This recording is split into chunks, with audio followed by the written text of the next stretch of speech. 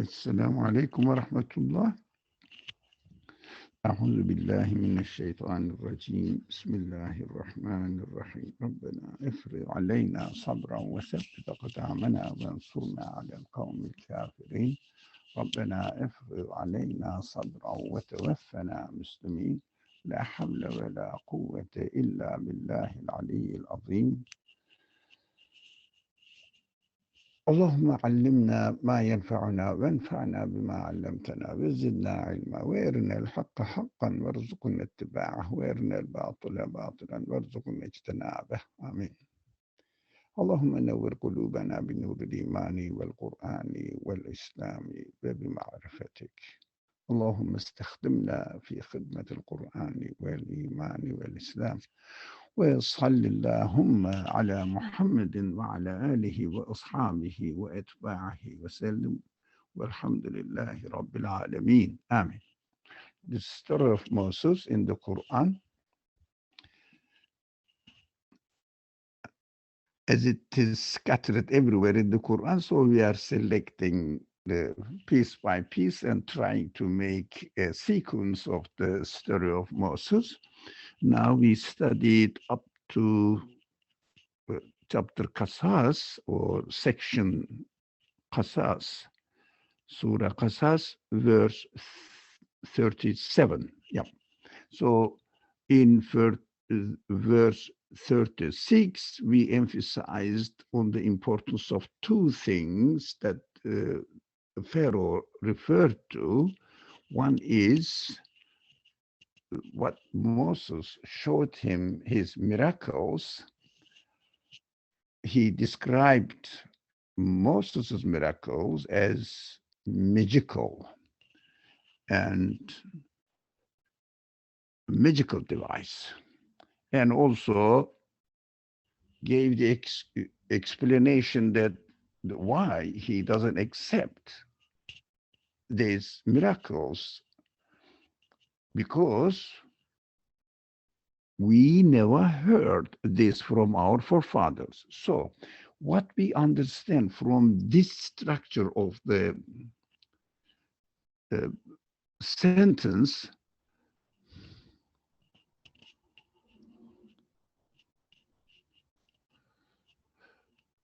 the miracles are physical actions as we know it in a conventional way. The prophets demonstrate miracles. Prophets demonstrate miracles.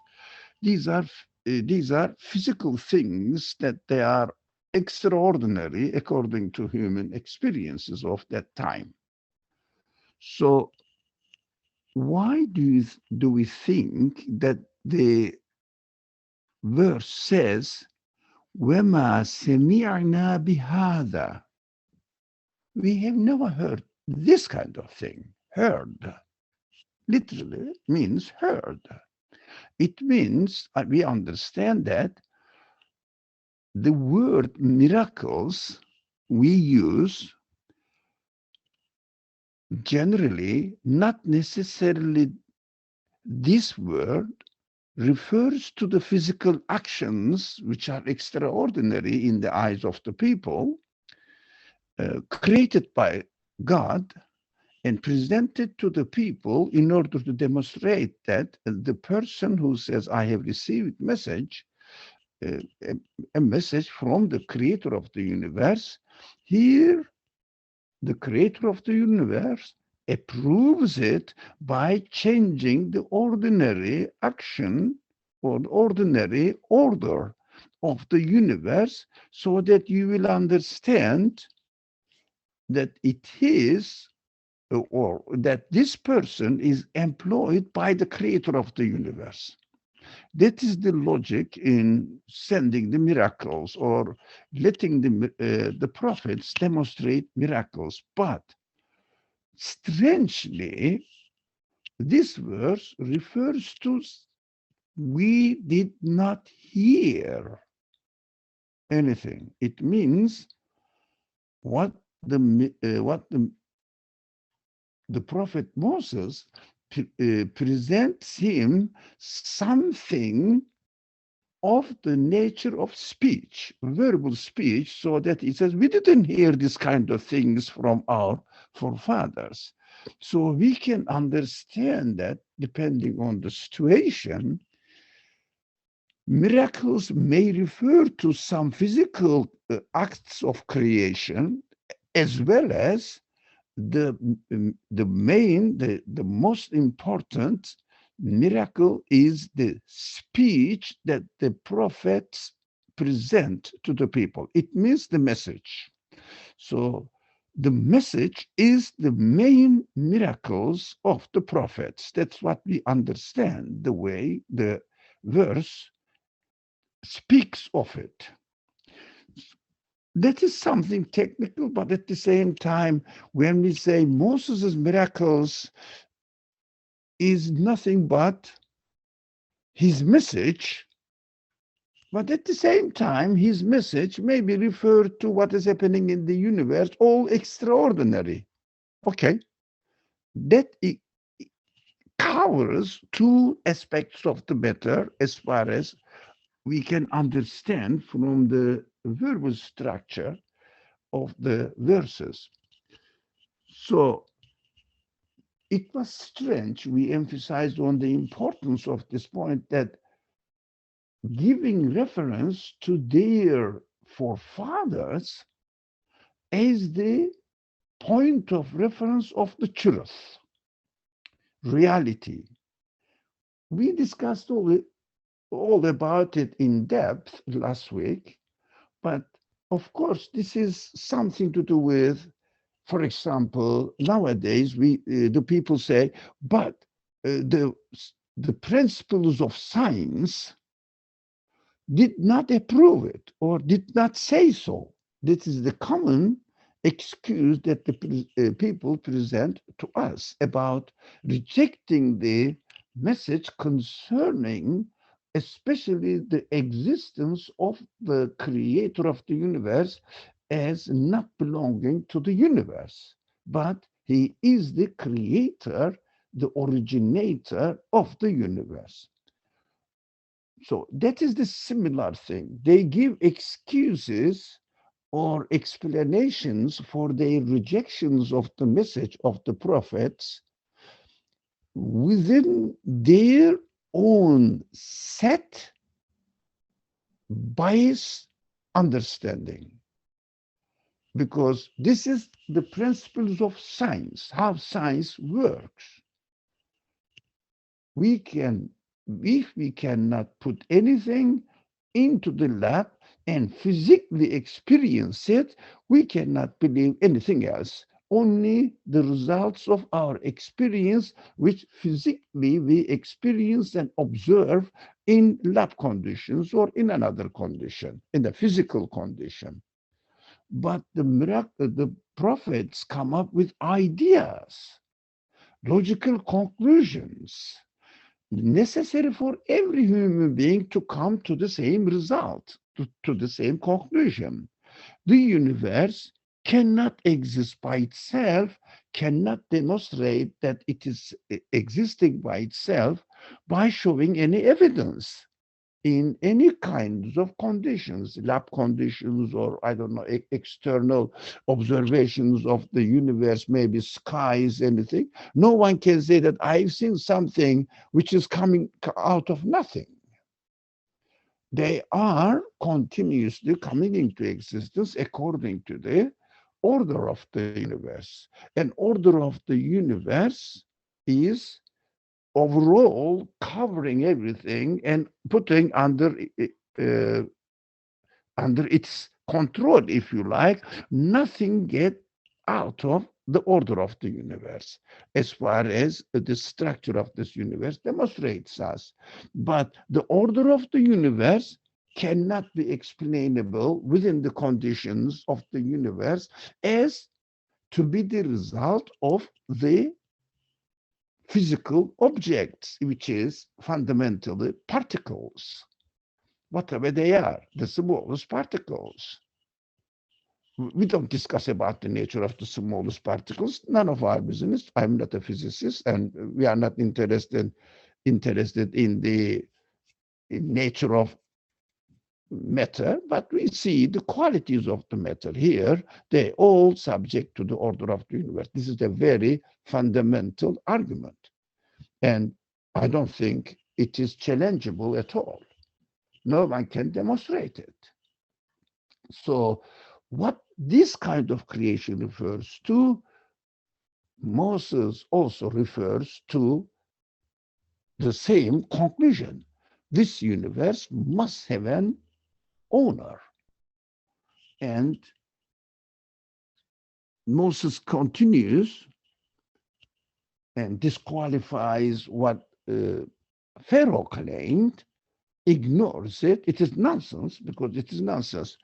Your ancestor's ancestor, are we going to follow the ancient people's ideas because they were much wiser than we are? How do we know? I have to make sense of myself. It is also, we have to be very careful. It is also valid for us, for you and me now. What? I can say I come from a Muslim family background, so I am a Muslim. Why? Because my parents are Muslim. I don't think it is the truth. It represents in reality, but it represents only one thing. You were born into a family which claims to be Muslims, which is their legitimate right to claim. But it is not your right to claim that I am a Muslim as well. No, you are born into a Muslim family. You have to decide about yourself. I have to decide about myself. How? I have to see what my forefathers said, my parents said, or grandparents said, and make sense of it. That's why this verse refers and teaches us, I cannot legitimize my idea by giving a reference to my parents or ancestors. They were Muslims, that's what I am a Muslim. It doesn't make sense. If it made sense, if it was true, then Pharaoh would be right as well, because he refers to his forefathers as a reason to oppose Moses. So I cannot use the same method as it is blamed by the Quran on the example of Pharaoh following the same path and saying that Pharaoh was right, but Pharaoh was wrong, but I am right. Why? Because my parents are Muslim. Pharaoh will say, no, because my parents were claiming that they were the gods of the people. Doesn't make sense. You see the obvious contradiction?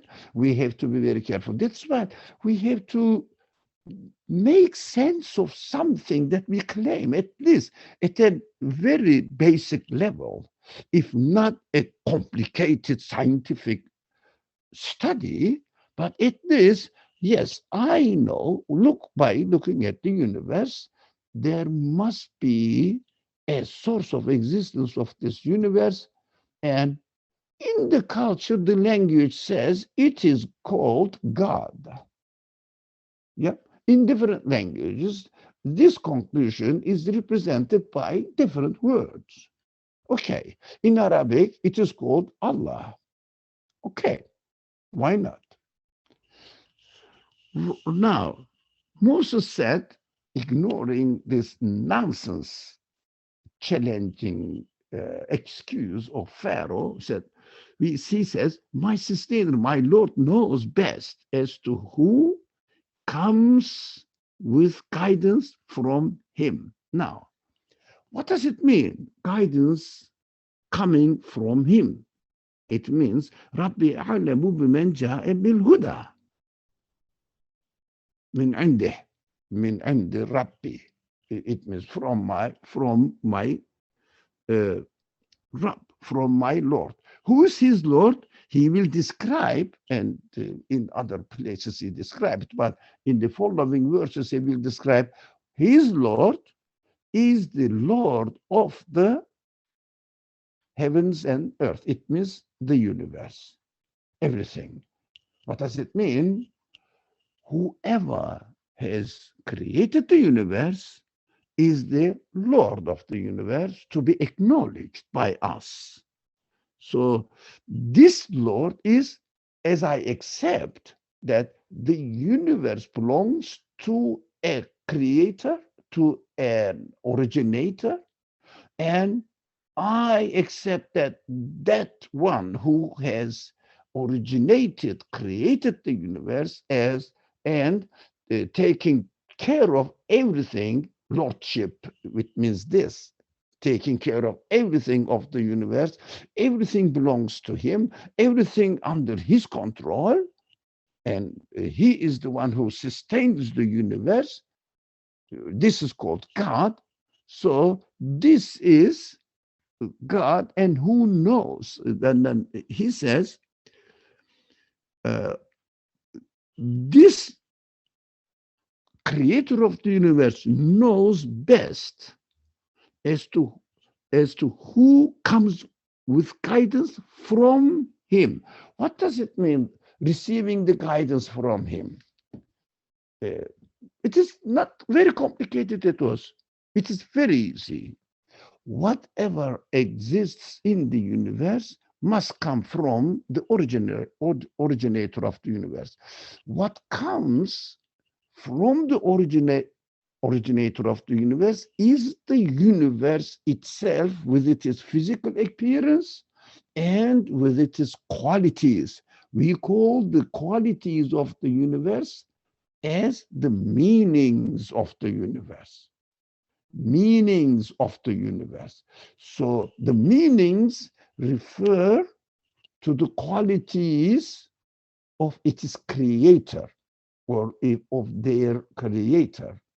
So I don't want to make it very complicated. It is, in fact, it's very easy. Whatever comes to human beings comes from the creator of the universe. The meaning also comes from the creator of the universe. And the ability of the human beings to understand this meaning, this message in the creation of the universe, also comes from the creator of the universe. Both sides. The meaning out there is created by the creator of the universe, and the ability within me is created by the creator of the universe. Both sides. What am I supposed to do here? I have to suppose to use my free will in order to confirm the reality of the universe as it is. Nothing more, nothing less. What does it mean? As the universe demonstrates its reality, and including myself within the universe, I have to use my free will, claiming that this physical body is from the creator of the universe.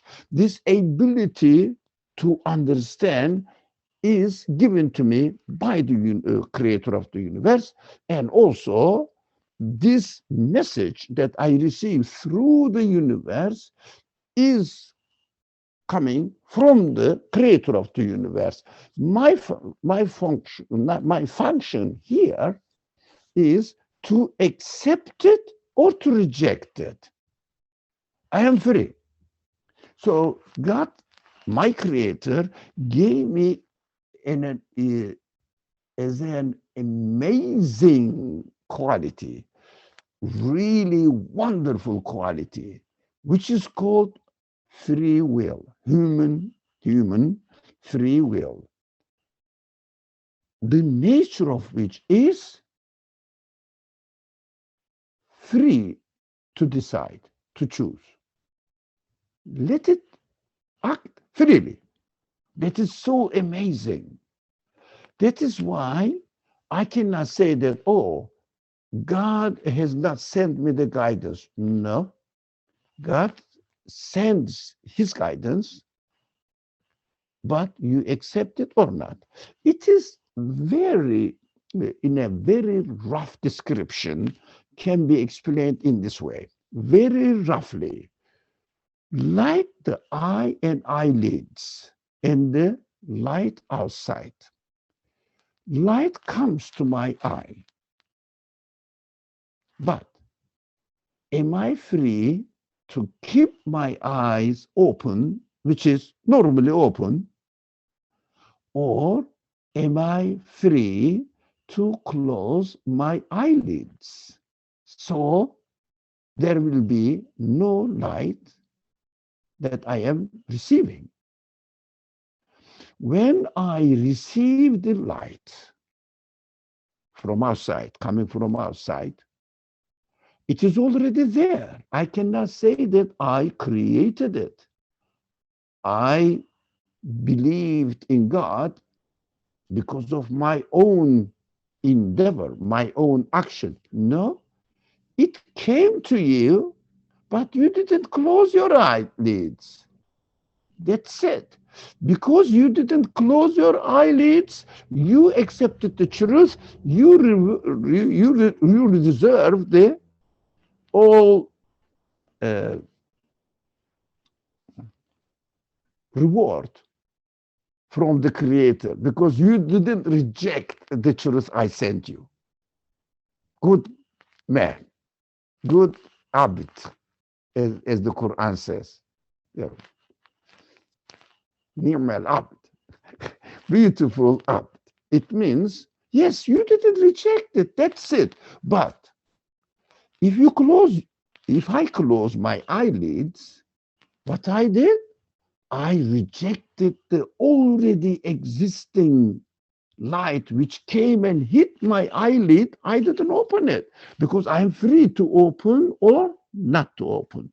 So the one who sends the light to my eye, if I prefer to close my eyelids and reject the light to come into my mind and realize that there's a light and confirm it,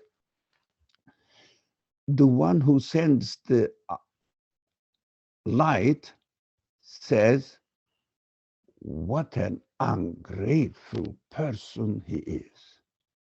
I'm not going to give you or send you any more light because he is not utilizing it. He is not using it. He is rejecting it. So he stops sending the light. That is called hell on earth, hell in the next creation. Hell means torture. Then if I close my eyes to the light, I will torture myself. How? I will say, I am a result of accident. Just I happen to be like this as a result of coincidence. My existence is meaningless. I have no purpose in my life because every day, whatever I experience immediately fleets away, leaves me alone in despair because I cannot get it back. I cannot experience them back.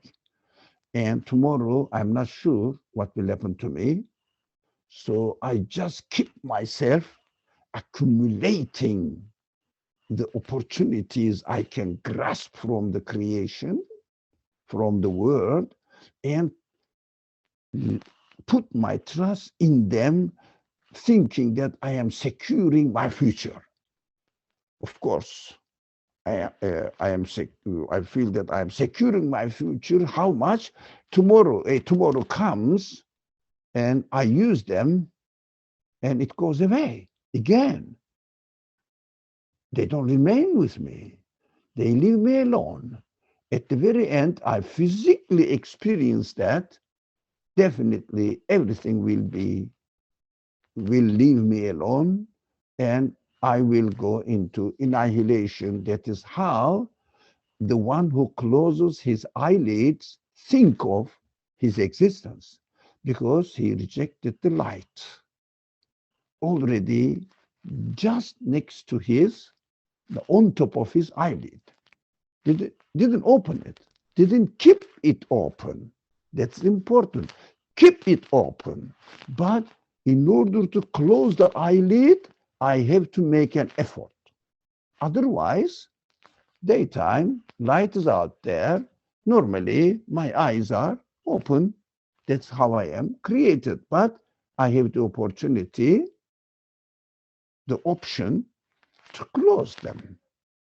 So, torture, lack of the Creator's presence in my life, giving the security for my existence and for my life is because of my rejection, not because God did not send it to me, didn't give it to me, didn't give me the quality to appreciate the light. It means I was not born blind from birth.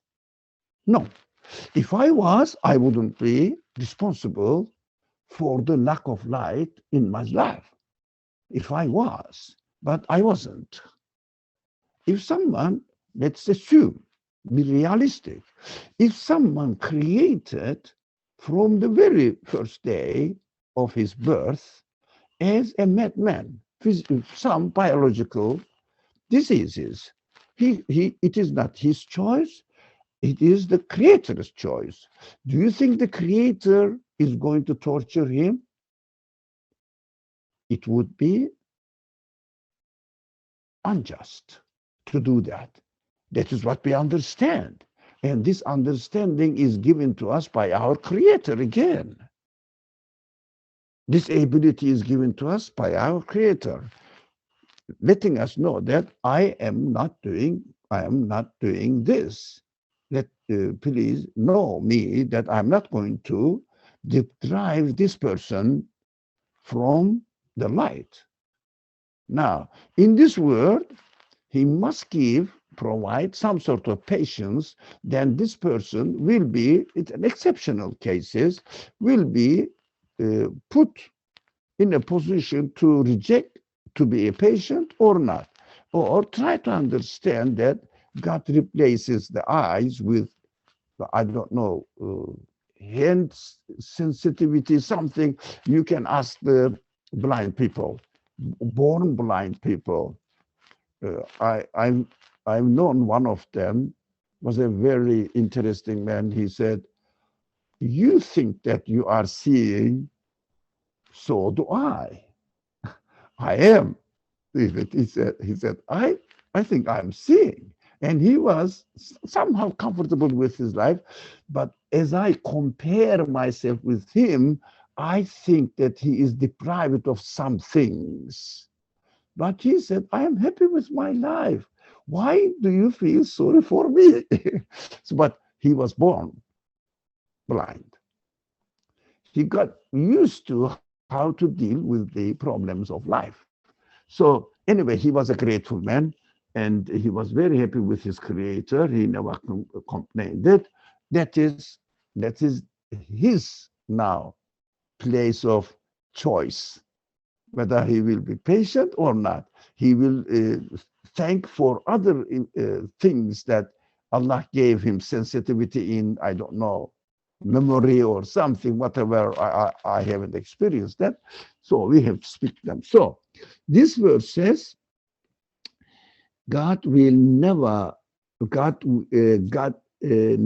will in evildoers. No, excuse me.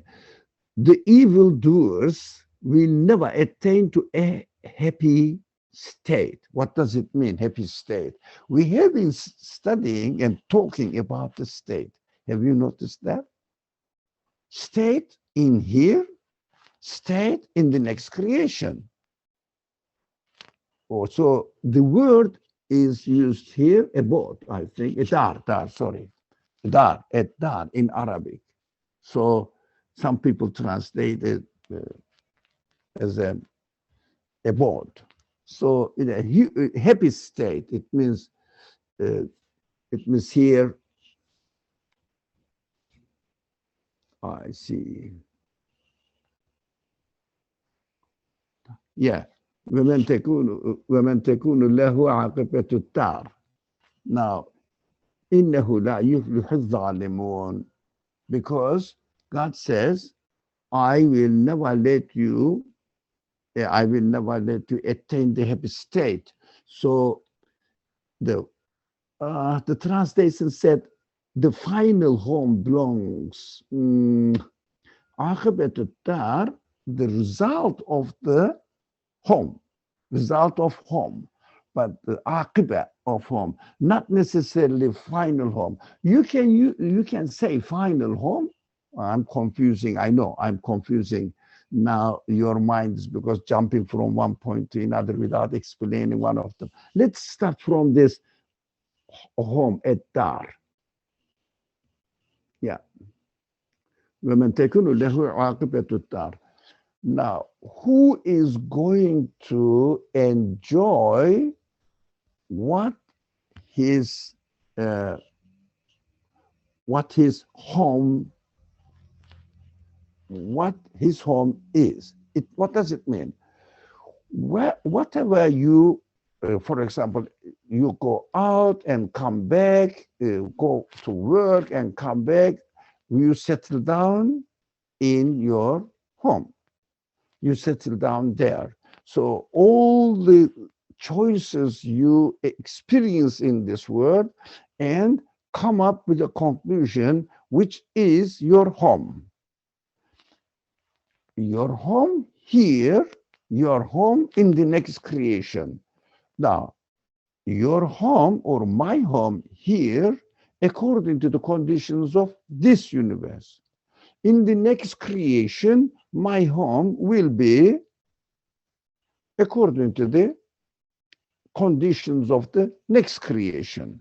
So I haven't been there. I don't know how it is, but I feel that according to my desires, there must be another creation because my feelings inform me about the existence of the next creation. It must be so. My feelings are not satisfied here. My feelings find this universe is like a prison. I don't want to limit myself, and I don't want to be in this existence conditions because I want everything to be perfect and permanent, and there is no perfection, there is no permanence in this world. So there must be something according to the desire of the feelings because I didn't make these feelings. The one who created me gave me these feelings. So I understand these feelings are only promises for me that these feelings are going to be satisfied if only you don't close your eyelids. Accept it that this universe refers to its creator, and his creator is an infinite being, not within the universe, not like the universe at all. He is the creator of the universe.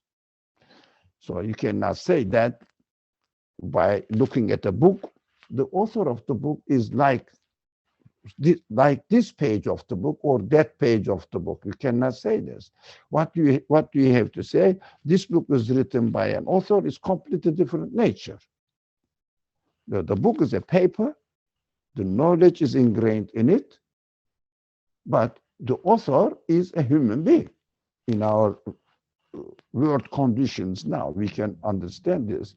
And human being is a creature, is a being completely different nature than the nature of the book. That is so explicit. I mean, it is obvious. We can understand this. So whatever you choose, that will be the result of that choice will be your home. You will entertain your life accordingly there. So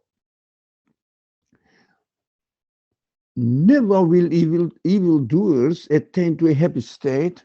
Evildoers is translated as zalim. Zalim means really deviating from what is right.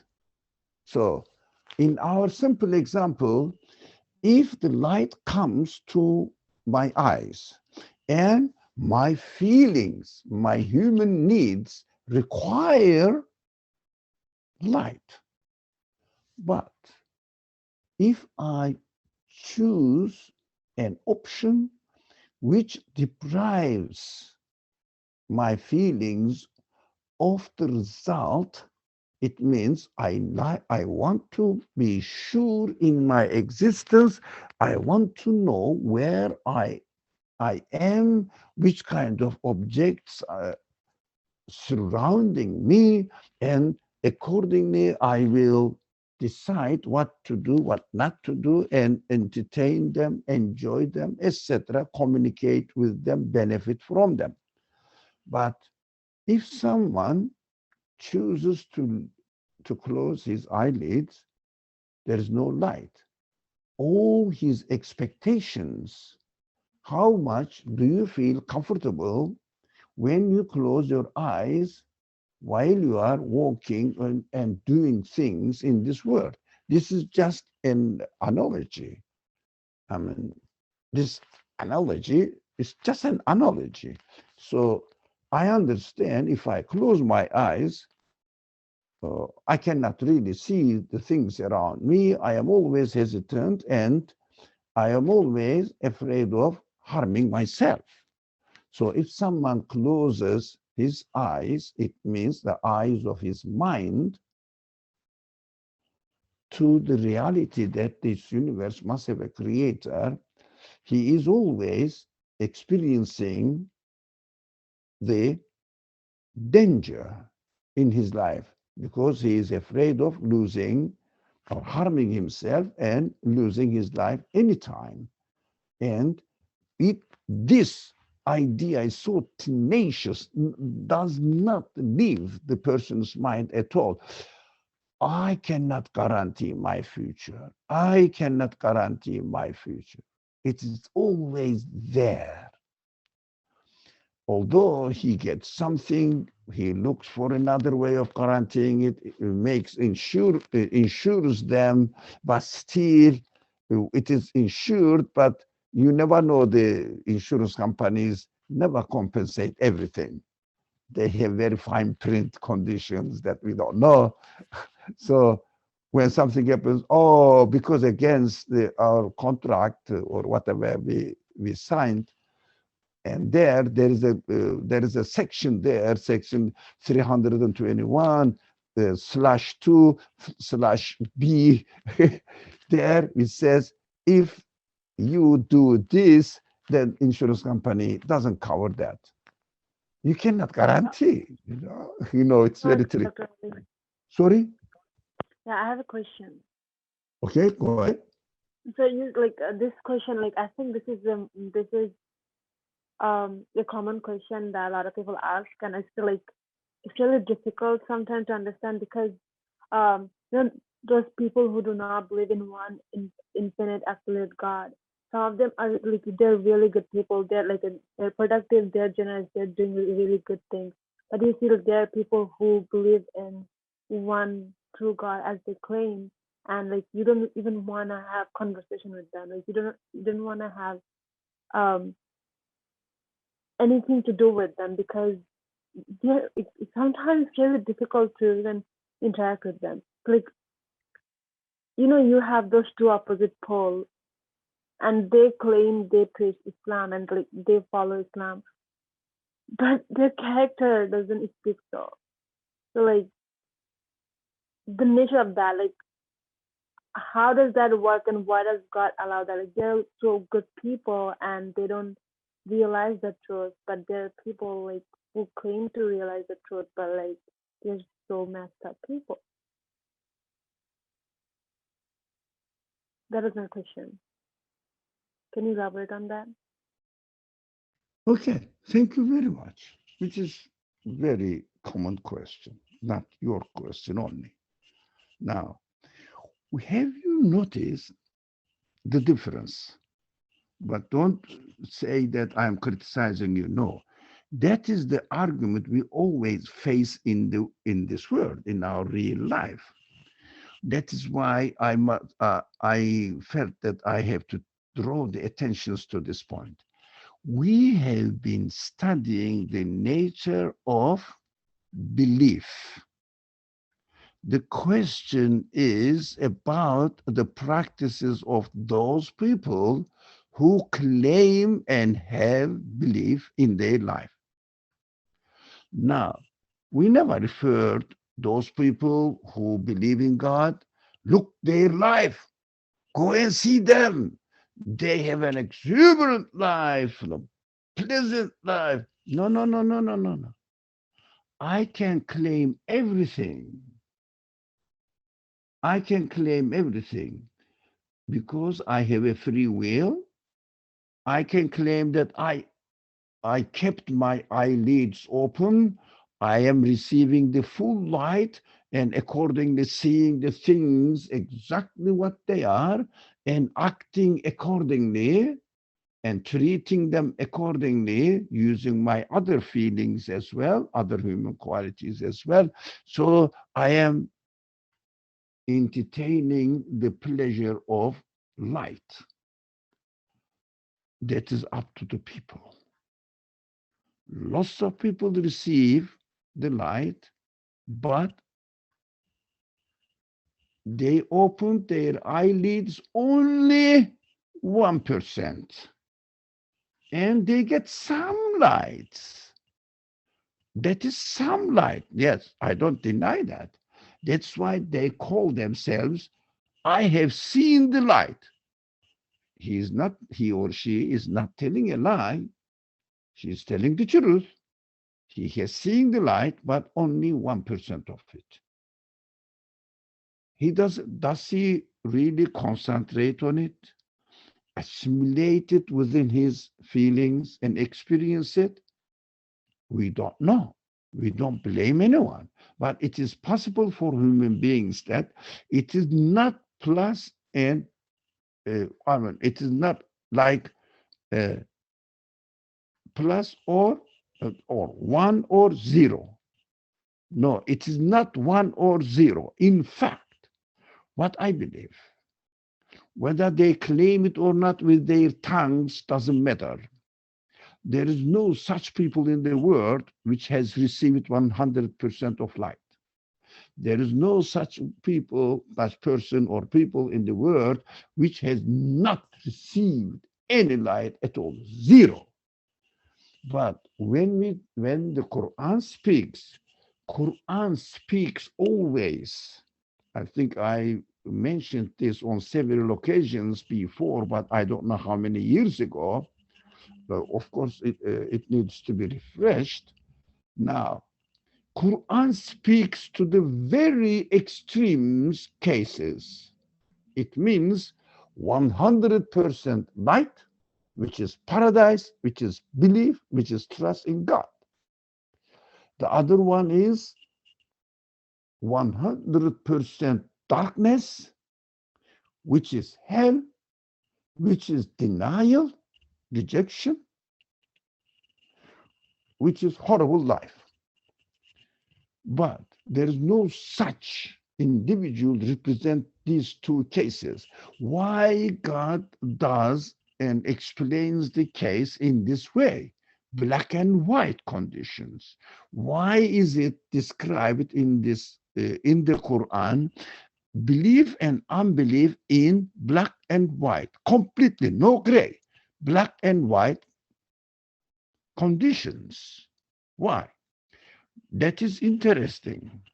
Quran is a guide. It says, I am giving you guidance. It is like a polar star. Shows you the direction. If I say, I am following the sun, so the polar star. So this is the north. So I want to go to the to north. So I am following the star, polar star. Okay. Am I going to reach the polar star? No. I am following the path, the direction, which is shown to me by the polar star so that I will follow it. follow the direction. I will be on the path. That's why we keep saying, the Quran keeps saying, ihdinas siratal mustaqim. Ihdinas siratal mustaqim. Guide us to the right direction. It means guide us to the light, not darkness. How much distance I covered? 1%, 10%? God, inshallah, hopefully, from God's mercy, 60%. Oh, my God, that is really great success. Now, it means Quran shows the directions. So we have to see what is right.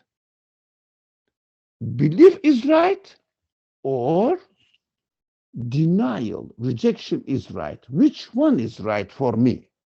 Accordingly, I will use my free will, follow the direction as much as I can. I was born in, let's say, Bangladesh. I'm not referring to you. Let me change it. Pakistan. So I was born in Pakistan. My parents were believers in God. I said, oh, it makes sense. Okay, 1%. And yeah, of course, the universe cannot be explainable by itself. Come on. It is impossible that it happened by itself. Impossible that there are just unconscious matter. Matter cannot choose anything. That's obvious. Okay, I really believe in God. I'm sure. Okay. So I declare that I am a believer. I am a Muslim. Okay. All right. How much did you make effort to learn something and practice what the belief necessitates in your life? How much did you educate yourself? For example, a person enrolls with, let's say, computer engineers. Most of the Muslim students prefer to be a computer engineers. No offense, there are some computer engineers among us, I know them. So, computer engineers, all right. What is he? He is a student in the computer engineering department. Yeah. Does he have an ID card? Yes, he has. But has he learned anything from the computer engineering, any subject in this discipline? Depends. How much? For example, a freshman knows a little bit if he joins the class. But a freshman comes out of high school, which is quite restricted, but in the college, no one is forcing him to come to class. It is free. So he goes to canteen and starts chatting around and mingling with friends and giggling, playing. Maybe they are just playing video games. And if you ask him, what are you doing? I'm a student. Where? In this computer engineering department. Okay. Can I see your ID card? Here it is. Oh, yeah, really? Okay. Well, can I ask you a question about what? Computer engineering. I haven't been to any class. I don't know. Example. Because this person has an ID card, student ID card, I only make a joke out of it. Your student ID card is only valid on public transportation means, train or bus, to get a reduced fare. That's it. The rest depends on your learning. So people's claim this way or another way, being a Muslim, Jew, Christian, atheist, I don't care. That is a claim. What is the nature of Judaism? What is the nature of Islam? What is the nature of atheism, Buddhism, etc.? That is what I am interested in. What the people are doing may be very good, maybe horrible. I don't know. There are all sorts of students. As I know you are a student now in a college. It's my college, so I know you personally very well. So you know that in your class, some people are learning, some people are not learning, some people are really preparing themselves for the class. Some people just drop in, or maybe in the middle of the class they leave the class. They are free. You know that. So can you blame the department because this person is registered with the department and this person knows nothing? Or do you blame the man? So the person, the student. So it is obvious now. I think you got the answer. So by definition, Quran says, if you follow the guidance from the creator of the universe, which is demonstrated within the existence of the universe as an extra also through the prophets, then as much as you follow, you will experience the result of this happiness. So your status, your dar, et dar, yeah, et dar, yeah. This is the home. The translation says final home, aqibah. Okay, the result of the home. It means the result of what he is going to experience. Of course, after the graduation, the student has learned, he will enjoy it. The student has not learned, will be deprived of this enjoyment and he will suffer. That is the consequence of their choices. That's what God says. Well, I think I should really. So, Brother Ali, is Adar like the Akhirah or something? Not necessarily. No, a dar means really, literally a room, a place to stay. Yes? So, فَالْيَوْمَ لَا تُظْلَمُ نَفْسٌ شَيْئًا وَلَا تُجْزَوْنَ إِلَّا مَا كُنْتُمْ تَعْمَلُونَ. This is chapter 36, Yasin, and verse 54. What does it mean? That day, the result, when you do something, when you choose a way, it is the result that in that result, none of the people, anybody or nobody will be wronged. It means mistreated.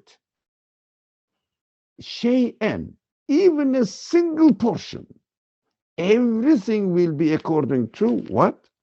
وَلَا تُجْزَوْنَ, they will not be rewarded at all, but anything, but إِلَّا مَا كُنْتُمْ تَعْمَلُونَ, but only what they were doing, what they were choosing.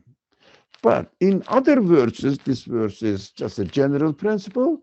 In other verses, reward is multiplied through with the mercy of God, whereas punishment is equal to what we choose. So when I close my eyes, I keep myself in darkness. That's it. And I am bound to experience the darkness. That's it. That's my choice. No more, no less. But when I open my eyes, every moment, the intensity of eyes gets stronger, stronger, stronger, and my enjoyment increases. How? I start learning. For example, the first year in your freshman, you learn something, the fundamentals, 101 classes, fundamentals. And then the second year, sophomore, you become a little bit familiar in details. Third and final year, you become an engineer. now at the end of final year. But if someone doesn't learn anything, he will remain ignorant as it is. That's it. But if you really follow the path of learning, every time you increase your knowledge, it becomes higher and higher, better and better. That is why the reward will be reward is multiplied. Ad-dar means room, my beloved friend. So anywhere you stay, عاقبة الدار, the result of your station. I mean, translation, you are not going to write a sentence about it, but I understand the translator's limitations. It is not easy at all, but final home is okay. I mean, but that doesn't really convey the message. It means whatever you are, whatever the situation you are, you will enjoy it. That is the result you will get. For example, how much you learned, I mean, most of you are students or professionals here. How much you learned, you experience in your life, that much. That is inevitable. So the aqibah, the result of your station in your realization of the truth or lack of it, otherwise, that the result will be yours. And if someone is zalim, it means deviates from the right path, closes his eyelids, it never ever attain to a state. It means the dar, the station, the I mean, the destination, but this destination is momentary destination. It means I understood and submitted to the truth. That time I experienced that much. If I am clear, the result I will entertain it, whatever the way I choose. Whatever the way I choose. That is the meaning of the verse. But what we have to understand that my sustainer knows best as to who comes with guidance from him. That is very important. Guidance comes from him. It doesn't mean that comes from him arbitrarily. No. But he sends the guidance whether you receive it or not. He sends the light whether you keep your eyes and get it 100% or 1% or 30%, 80%, whatever you choose to get it, to of course work for it and be ready to receive it and really appreciate when it comes to you. You open your you keep your eyelids open more and more and more if you decide to receive it. But if you decide to close it, it's up to you. You can close it again. It doesn't mean that I kept my eyes open. I will never ever close it. I don't know. There are people, sometimes in my life, I can live according to the guidance of the light. Sometimes I close my eyes or halfway through. It depends. The life is not static. It is very dynamic. So, any more questions? Okay.